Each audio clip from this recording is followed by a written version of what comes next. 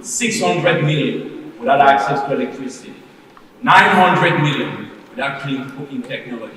I would take no lectures from anybody that has electricity, that grows up every day, even though they eat their almond milk and drink their soy latte, to tell us that we cannot have energy in East Africa. It's unacceptable. Climate justice. Of course we need climate justice. Where is the $100 billion that they promise us every year? Climate justice. Let's talk about that. When you talk about climate justice, maybe we look at a young man in Mozambique that is going every day without electricity and no jobs. Climate justice. Maybe we look at those young people in Namibia or those young people in Uganda or 90 million in the north of Nigeria that have no electricity, and they dare to say promises made, promises broken. This industry is that industry that's going to lift them up, because energy, oil and gas promises made, FIDs made, they are kept. And you should be proud of this industry. I stand here as a son of Africa, not apologizing for our continent's resolve to produce oil and gas. That's why I believe in those three great words of freedom. Words that are bringing human flourishing. Words that are bringing Western civilization, that Africa can have a chance to rise up and we can have a better life. And our young people don't have to cross the Mediterranean for jobs in Europe, but they also don't have to walk past and die in the Sahara trying to go to Europe. That's why we believe in climate justice. But you know how you get climate justice? Those three words: drill, baby, drill. That's how you get climate justice. We are going to be becoming a path that shapes industry, a path that shapes the future, and then pass it down to more other young people and say, come on, right on, because they're going to be the next three climbers. I'm an old man, I'm getting a little bit old, and I'm sitting here, I still wear my cowboy boots, they look good, don't they?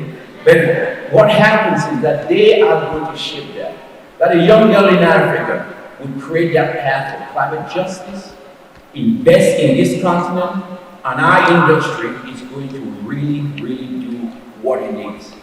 A bartender in Brooklyn or a young girl in Scandinavia is not going to come in that path of people who be cropped out. We are no longer going to be cropped out. We are going to be present.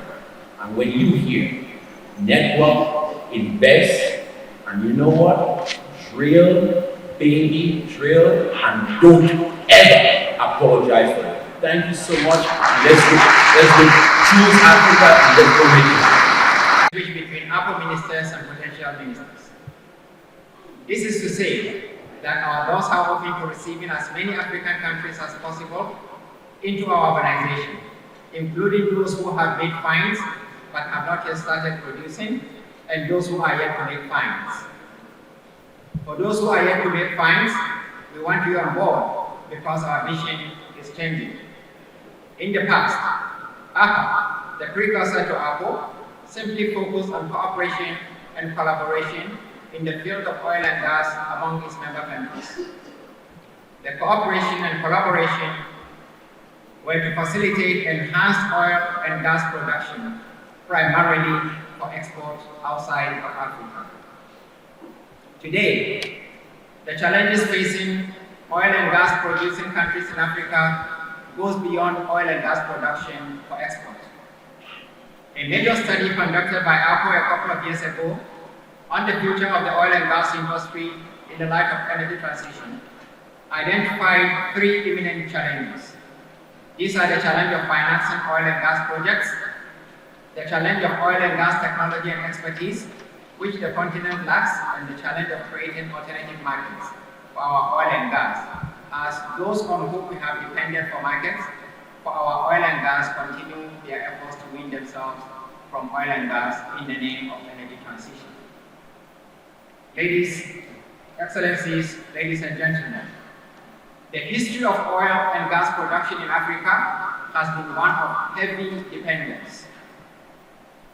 Some will call it interdependence, but I call it dependence, or at best, unequal interdependence. We have been heavily dependent on outside Africa for project financing, for technology of the industry, and for markets for our oil and gas. But those on whom we have been solely dependent were never solely dependent on us for either their gas or their oil. Africa cannot continue lamenting its mistakes. It's time to look forward and take on common actions to right the wrongs of the past.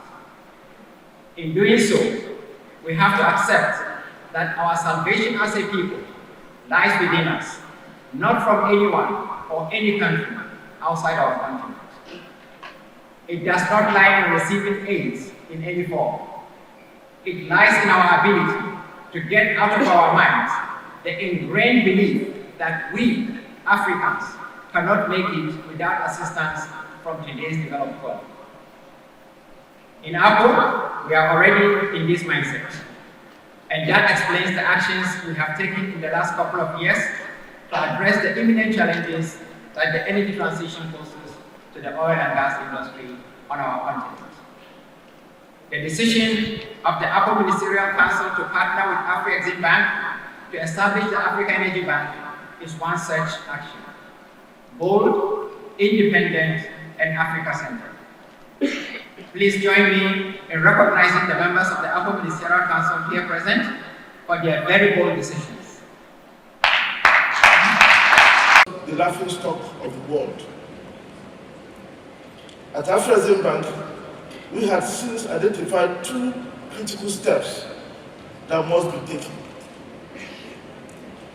First, we must not wait for others to finance our development, of which the energy sector is key. African institutions must lead the way. For instance, as foreign international banks pull back from financing Africa's energy sector, Afrexim Bank has increased its fund financing, having disbursed over $34 billion to the sector in the last few years. Second, instead of reveling in the misguided euphoria of being major crude oil exporters, we must now work to turn the continent into a massive refining hub, and use that to also build a solid petrochemical industrial base to boost Africa's manufacturing, create jobs, raise GDP, and export revenues. And because Afrexim Bank believes in doing what it preaches, it has started taking important steps in these two directions. Permit me, distinguished ladies and gentlemen, to set out the actions we are taking. Given the size of the funding gap facing the sector and our anticipation of even greater need in the future, we recognize that a single institution such as Afrexim Bank cannot do it alone. We quickly understood that we must find innovative ways of mobilizing additional institutions of the type that carries Afrexim Bank DNA. An institution that will be there for the continent when it rains and when it shines, in good and in bad times. Such an institution must, of necessity, be well capitalized, well run, and carry the trust and confidence of the government and businesses on the continent and even beyond. It must be endowed with privileges and immunities that will enable it operate efficiently across Africa. Be able to borrow globally at competitive costs, be run by those who understand the continent and the peculiarities of the energy sector, and have a strong convening power for partners. It must also be run by those who have the courage to act. We were almost on our knees until this president came, and he took a bold decision to say, look, we are going to remove subsidy. Imagine a situation where, in the last few years, every major oil producing country, from other parts of the world, made money. Aramcos were declaring, profits in hundreds of billions, but In Nigeria, we didn't make money. Why? The money that was made was used to also import petroleum products that didn't service only Nigeria, but the entire West African sub. That's why we are excited as a country that Dangote refinery, has come on stream. We also have 3 other refineries owned by NMDC, with a total capacity of over 1 million barrels a day. And so when we do that, our own ambition is to see how we can, first of all, take out the West African market. We can also save our dollars, instead of using it, to import, refined products from Europe and America. We'll save that, for investment. But let me also, make the point here that look, the most fundamental problem in Africa, as it relates to, the expected growth in the oil and gas sector, is funding. It's what? Funding. You heard when I said that, look, last year, Britain gave over 100 licenses. Those companies are European companies with better opportunity to be able to raise funding, to be able to, do exploration. But the same Europeans will say that, look, don't invest in Africa. Africa, don't invest. We'll give you money if you stop, exploration. We'll give you money in the name of carbon capture, carbon this, carbon that. Meanwhile, they are also not investing in carbon capture. Most of the emissions are from Europe and America, Asia. Right. Why don't they invest in technology that will, capture most of the carbon that is already, in the air? Instead of promising Africans to say, look, we'll give you $100 billion a year, and none is even give. Even if you bring $100 billion even to Nigeria, it's not enough for us. So the point is that we need to collaborate as Africans, together with African Bank. Let us grow the African Energy Bank to be able to bridge that funding gap. Once we address the issue of funding, Africa alone, with a huge population of over 1 billion people, is sufficient market. Right now, what we do is that we import refined products from Europe and other parts of the world to come and service Africa. Imagine a situation where Nigeria, has these 4 refineries working, and we are producing, PMS and other products that will service not just Nigeria, but West Africa, and then most part of Africa. That will translate into a huge economic growth for Nigeria. So the point is that we are committed to, to strengthening our bilateral ties, our multilateral ties with our African brothers, and that was why, as one of the ministers ahead of Apple delegation, I'm fully supporting the issue of African Energy Bank. And I want to assure the world that Nigeria is ready for business. Nigeria is ready to host it. We have provided all the things we're supposed to do. We are putting finishing touches to the building. The host country agreement has been signed. And so we will continue to do what we're expected to do as one of the partners of Apple, as one of the biggest producers of oil and gas in Africa, to ensure that Africa tackles our own problems of energy poverty in our own way, as opposed to being dictated to, by those who are not serious about actually, coming to first. But let me also make the point that even the IOCs are not willing to leave Nigeria.